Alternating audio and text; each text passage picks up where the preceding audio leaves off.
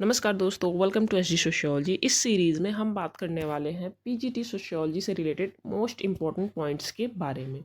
इस वीडियो में हम उन्हीं पॉइंट्स को डिस्कस करेंगे जो बहुत ज़्यादा एग्ज़ाम्स में आए हुए हैं या जिनसे बहुत ज़्यादा क्वेश्चन पूछे जा सकते हैं। कुछ क्वेश्चन फैक्ट बेस्ड होंगे, कुछ क्वेश्चन एक्सप्लेन करने वाले होंगे। तो चलिए शुरू करते हैं आज का हमारा ये वीडियो। इसने भारतीय जनजाति के लिए भारत सरकार को राष्ट्रीय उद्यान मीन्स नेशनल पार्क का सुझाव दिया था। तो आंसर है वेरियर एल्विन, और जो कि एक प्रसिद्ध मानवशास्त्री, समाजशास्त्री और आदिवासी समाज के विशेषज्ञ थे। इन्होंने अपना पूरा जीवन भारतीय आदिवासी समाज के अध्ययन में तथा उनके अधिकारों के लिए काम करने में लगाया। तो ये क्वेश्चन काफ़ी पूछा जाता है कि नेशनल पार्क या राष्ट्रीय उद्यान का सजेशन भारतीय सरकार को किसने दिया था, जिससे आदिवासी समाज का संरक्षण हो सके, उनका जीवन यापन भौतिक समाज से बहुत ज़्यादा प्रभावित ना हो। और इसका फ़ायदा क्या होगा कि आदिवासियों की संस्कृति और उनकी जीवन शैली को बचाया जाए। वेरियर एल्विन से जुड़ा एक और पॉइंट जो आपको याद रखना है कि इन्होंने लीव देम अलोन पॉलिसी का बहुत ज़्यादा समर्थन किया था। उन्हें अकेला छोड़ दें, किन्हें? आदिवासी समुदाय को। क्यों? क्योंकि उनकी संस्कृति और उनकी जीवन शैली का संरक्षण बहुत आवश्यक है। भौतिकवादी समाज में रह के उनकी जो एक विशिष्ट संस्कृति है वो कहीं खो जाएगी। नेक्स्ट क्वेश्चन की अगर हम बात करें, विवाह से संबंधित है। विवाह के बाद व्यक्ति स्वयं किस प्रकार के परिवार की रचना करता है? तो वो विवाह के बाद प्रजनन मूलक परिवार की रचना करता है। नेक्स्ट क्वेश्चन है, सत्यशोधक समाज की स्थापना किसने की थी? तो ये किया था ज्योतिबा फूले ने सन 1813 में। अगला क्वेश्चन है, भारतीय संविधान 73वां संशोधन अधिनियम 1922 का संबंध किससे है? तो वो है पंचायती राज से। नेक्स्ट क्वेश्चन है, दमनकारी और प्रतिकारी कानून से संबंधित इन शब्दों का प्रयोग किसने किया था? तो ये किया था इमाइल दुर्खिम ने। नेक्स्ट क्वेश्चन है, प्रवर शब्द से संबंधित। प्रवर शब्द का तात्पर्य क्या होता है? तो प्रवर शब्द का तात्पर्य होता है समान पूर्वज एवं समान ऋषियों के नामों का उच्चारण करने वाले लोग। और जो समान ऋषियों या समान पूर्वज के नामों का उच्चारण करते हैं उन्हें एक ही परिवार का सदस्य माना जाता है, यानी समान प्रवर के लोग वो होते हैं और उनका आपस में विवाह निषेध होता है।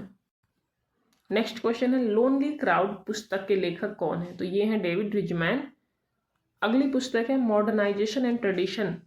ये फेमस बुक है योगेंद्र सिंह की। अगला क्वेश्चन है, आधुनिक समाज शासित है? तो वो शासित होता है विधि द्वारा, यानी कानून द्वारा। ऑप्शन में आपको पूछ सकता है धर्म द्वारा शासित है, परंपरा द्वारा शासित है या विधि द्वारा शासित है। तो आंसर होगा आपका विधि द्वारा। नेक्स्ट क्वेश्चन है, सामाजिक प्रक्रिया से संबंधित। तो सामाजिक प्रक्रिया मुख्यतः कितने खंडों में वर्गीकृत की गई है? 2 खंडों में। कौन कौन से हैं? सामाजिक प्रक्रिया के 2 खंड हैं, सहयोगी या संयोजक प्रक्रिया, और दूसरी टाइप की जो प्रक्रिया होती है उसे हम कहते हैं विभाजक या विघटनात्मक। अगला क्वेश्चन है अगस्त काम्टे से रिलेटेड। किस समाज दार्शनिक ने समाज शास्त्र को सामाजिक भौतिकी की संज्ञा दी थी? बहुत ज़्यादा रिपीटेड क्वेश्चन है, बहुत बार पूछा गया और बहुत इजी क्वेश्चन है। इस समाज शास्त्र को समाज शास्त्र बोलने से पहले अगस्त काम्टे ने इसका नाम सामाजिक भौतिकी ही रखा था, सोशल फिजिक्स। नेक्स्ट क्वेश्चन है मैं और मुझे यानी आई मी थ्योरी से संबंधित। ये किसने दिया है? तो ये जॉर्ज हर्बर्ट मीड का सिद्धांत है। अब हम देख लेते हैं कुछ समाज शास्त्र से जुड़े इंपॉर्टेंट कोटेशन के बारे में। पहला है, समाज शास्त्र न तो अन्य सामाजिक विज्ञानों की गृहस्वामिनी मानी जाती है और न उनकी दासी, अपितु उनकी भगिनी मानी जाती है। भगिनी का अर्थ होता है बहन। ये कोटेशन दिया था बार्न्स एंड बेकर ने। नेक्स्ट कोटेशन की अगर हम बात करें, समाज शास्त्र का अतीत लंबा है किंतु इतिहास संक्षिप्त है। ये फेमस कोटेशन है रॉबर्ट बियरस्टीट की। और रॉबर्ट बियरस्टीट की ही दूसरी फेमस कोटेशन है समाज शास्त्र से रिलेटेड कि समाज शास्त्र 2 भाषाओं की दोगली संतान है। तीसरा है, समाज शास्त्र और मानव शास्त्र जुड़वा बहनें हैं। ये कोटेशन है कोबर की। अब इन तीनों कोटेशन में कन्फ्यूजन ना हो इसलिए इनको याद रखने का आसान सा तरीका क्या है, जहाँ पे बात हो बास्टर्ड चाइल्ड की तो बी से बास्टर्ड और बी से बियरस्टीट, यानी रॉबर्ट बियरस्टीट ने ही ये बोला है कि समाजशास्त्र 2 भाषाओं की दोगली संतान है, बास्टर्ड चाइल्ड ऑफ 2 लैंग्वेज। और जब बात आए भगनी वाले कोटेशन की यानी बहन, तो ब से बहन और ब से बांस एंड बेकर, जहाँ पे बांस एंड बेकर भाई भाई आ रहे हैं वहीं पे समाजशास्त्र बहन हो जाएगी अन्य सामाजिक विज्ञानों की। और अगर हम बात करें तीसरे कोटेशन की, जो कि है जुड़वा बहनों वाली, तो इसको कैसे याद रखना है? देखो, जुड़वा बहन हो या जुड़वा भाई हो, वो जुड़वा क्यों कहे जाते हैं? इसलिए क्योंकि वो एक समान दिखते हैं। तो यानी एक समान स और मान, समाज शास्त्र का आप स ले लो और मानव शास्त्र का मान ले लो, तो क्या हो जाएगा? समान। एक समान यानी दो सब्जेक्ट के जब कॉम्बिनेशन की बात हो रही है तो कॉम्बिनेशन यानी कोबर, और जुड़वा बहनें एक समान हैं यानी समाजशास्त्र और मानव शास्त्र दोनों जुड़वा बहनें हैं। इससे आप ये ट्विन सिस्टर वाली कोटेशन याद रख सकते हो। तो bastard child, bear steed, twin sister का कॉम्बिनेशन यानी कोबर, और जहाँ पे बात होगी बहन की वहाँ पे आ जाएंगे बांस एंड बेकर। आई होप अब आपको इन कोटेशन में कोई प्रॉब्लम नहीं होगी, कोई कन्फ्यूज़न नहीं होगी।